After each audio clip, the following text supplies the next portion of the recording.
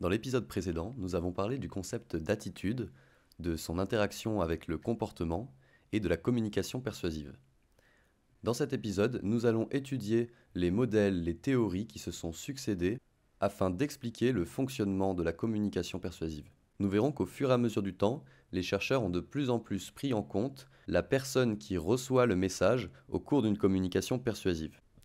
En effet, les premiers travaux de modélisation remontent à l'école de Yale. Ce mouvement qui remonte aux années 50 est empreint de la théorie behavioriste. Selon ce courant, l'étude de la psychologie doit se limiter à celle des comportements humains, car il nous est impossible d'accéder aux pensées des individus qui sont comme dans une boîte noire inaccessible à nos mesures. C'est ce mouvement qui a vu émerger les expériences que vous connaissez tous du chien de Pavlov et de la boîte de Skinner, qui consiste à conditionner un individu en renforçant son comportement grâce à des stimuli. Dans ce mouvement de l'école de Yale, porté par des noms comme Carl Hovland, William McGuire, Irving Janis, Harold Kelly, etc., le récepteur du message est passif et vulnérable. Ils vont donc se concentrer sur l'influence de l'émetteur et du message sur le récepteur, en omettant ses caractéristiques individuelles. Et c'est bien cette limite qui a eu besoin d'être dépassée à travers les théories suivantes qui ont émergé, empreintes de beaucoup plus de cognitivisme. Les cognitivistes ont décidé d'ouvrir la boîte noire de Pandore du behavioriste et de modéliser les processus qui sous-tendent l'apparition des comportements. Ils étudient ce qu'ils ne peuvent pas directement mesurer en faisant des hypothèses sur sa nature et en déduisant des prédictions sur ce qu'ils devraient observer. C'est donc McGuire en 69 qui introduit le schéma en séquence d'étapes. Avec le schéma en séquence d'étapes, on fait l'hypothèse d'une série d'étapes par lesquelles il faut toutes passer pour passer de la réception d'un message à l'intégration d'une nouvelle attitude. Ce modèle permet d'expliquer des résultats contradictoires pour lesquels la théorie précédente péchait, puisque ici on sait que le récepteur n'est pas simplement passif et que le processus qui amène jusqu'à l'intégration de la nouvelle attitude peut pécher à n'importe quel moment de la séquence. Si la personne n'est même pas attentive au départ ou qu'elle ne comprend pas le message, elle ne va tout simplement pas pouvoir changer d'attitude. De même, si la personne n'évalue pas la crédibilité du message, il ne va pas pouvoir l'accepter, le retenir et ne pourra pas avoir une attitude durable. Et donc, on ne peut pas appeler ça un changement d'attitude. Ce modèle permet donc de rompre la contradiction apparente de certains résultats. Par exemple, elle permet de mieux comprendre pourquoi des personnes intelligentes, dans certains contextes, vont avoir plutôt tendance à accepter le changement d'attitude et dans d'autres contextes vont avoir plutôt tendance à le refuser. En effet, si le message est complexe, seules les personnes intelligentes vont pouvoir comprendre le message et donc vont pouvoir passer en phase de réception. Inversement, si le message est simple, il peut être reçu par tout le monde, mais la personne intelligente aura plus de moyens au cours de son évaluation du message pour décider de le rejeter. Cependant, bien qu'il résoute des problèmes, ce modèle est loin d'être parfait, car il ne prend pas en compte la réaction du récepteur au moment de la réception. Il est considéré simplement comme un bon ou un mauvais apprenant. Après avoir vu les modèles de l'école de Yale, dans lequel on ne prend en compte que la source et le message, puis le schéma en séquence d'étapes dans lequel on va s'intéresser à différentes étapes par lequel doit passer le récepteur si l'on veut que la communication persuasive fasse effet, nous allons désormais finir cette vidéo avec le modèle des réponses cognitives élaboré par Anthony Greenwald. Avec ce modèle, on s'intéresse définitivement à la capacité d'élaboration du récepteur, qui n'est pas seulement vu comme un bon ou un mauvais apprenant passif, mais comme un individu qui a ses propres positions, émotions, interprétation du message, et dont toutes ces caractéristiques individuelles sont déterminantes dans le résultat d'une communication persuasive.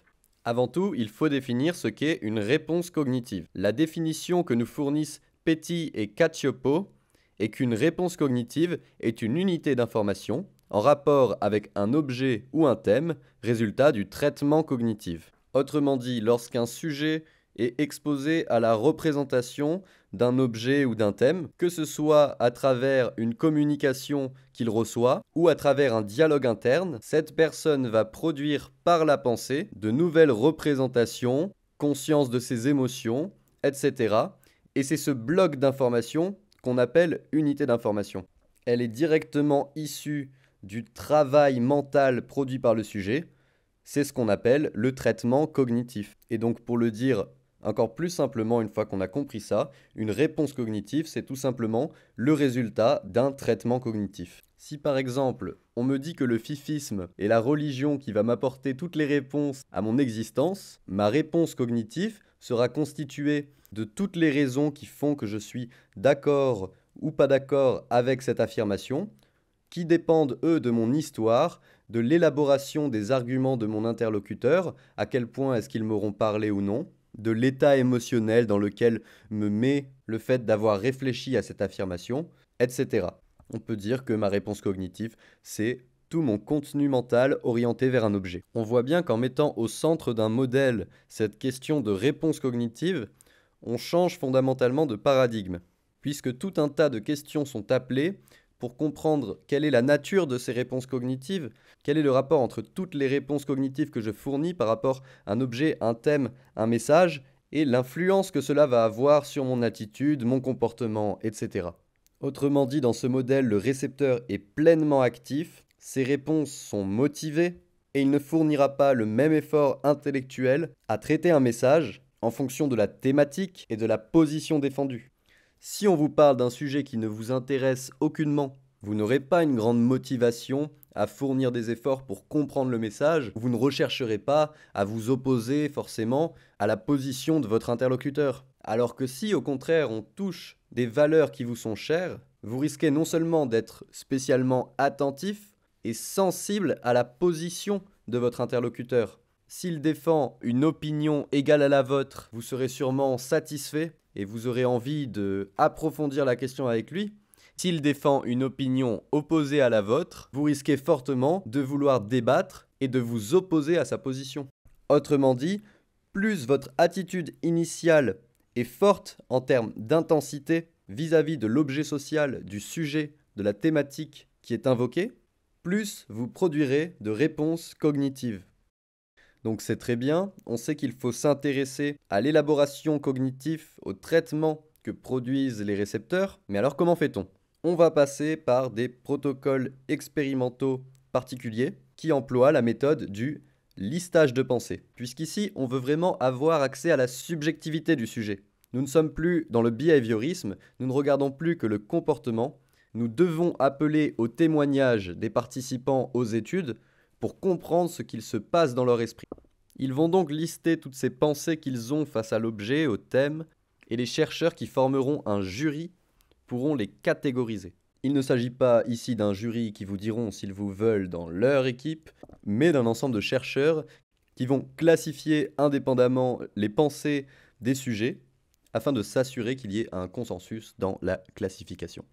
Elles vont donc être catégorisées comme positives ou négatives par rapport à l'objet et plus ou moins fortes ou faibles, comme pour les attitudes que nous avions vues dans le premier épisode. Pour ce qui est des réponses cognitives, donc, on peut lister plusieurs caractéristiques. Tout d'abord, la polarité.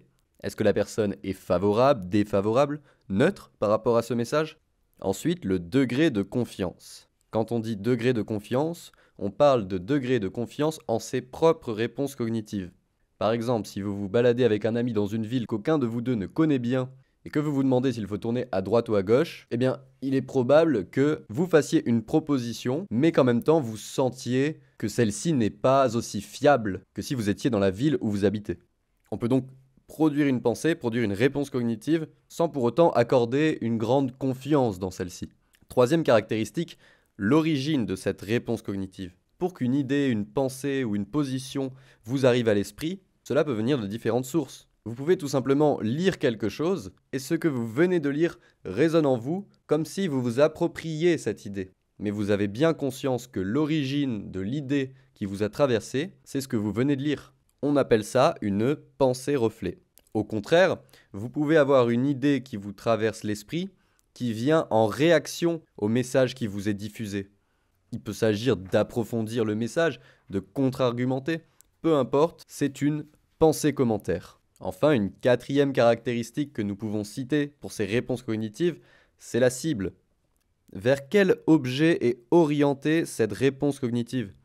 vers la personne qui vous transmet le message, son statut, son attitude, son apparence. Est-ce que cette personne vous paraît désagréable? Ou est-ce qu'au contraire, cette réponse cognitive est directement orientée sur le message, sur son contenu, ses arguments? Il ne s'agit pas de la même chose. Polarité, degré de confiance, origine et cible sont donc 4 caractéristiques des réponses cognitives. Une équation, si l'on peut le dire ainsi, à retenir concernant le lien entre les réponses cognitives et la persuasion implique la quantité et la qualité de ces réponses cognitives. Quand on dit qualité, on parle de caractéristiques qualitatives. Il va s'agir ici de leur nature positive ou négative et forte ou faible. Ce qu'on remarque donc avec la qualité et la quantité des réponses cognitives, c'est que plus on produit de réponses cognitives favorables ou défavorables, plus nous rentrons en accord ou en opposition avec le message. A l'inverse, moins nous produisons de réponses cognitives, moins l'exposition au message ne va avoir d'influence sur nos opinions, attitudes, etc. On peut se dire « ouf, ça y est », on a développé un modèle qui prend enfin en compte le sujet. Cela va permettre d'expliquer les différents facteurs qui sont à prendre en compte dans la communication persuasive. Mais non, ce modèle a aussi ses limites et c'est justement sa force qui fait sa faiblesse. En se concentrant trop sur les capacités d'élaboration du récepteur, Anthony Greenwald a manqué le fait que parfois le récepteur n'élabore rien du tout. Et pourtant, on peut quand même l'influencer.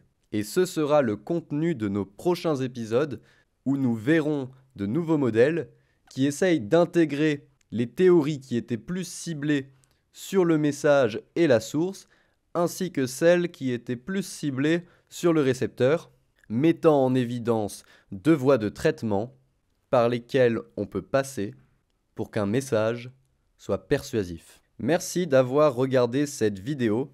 Au moment où celle-ci sortira, vous serez sûrement plus de 200 à nous avoir rejoints en une semaine. Nous sommes ravis que vous appréciez ce format.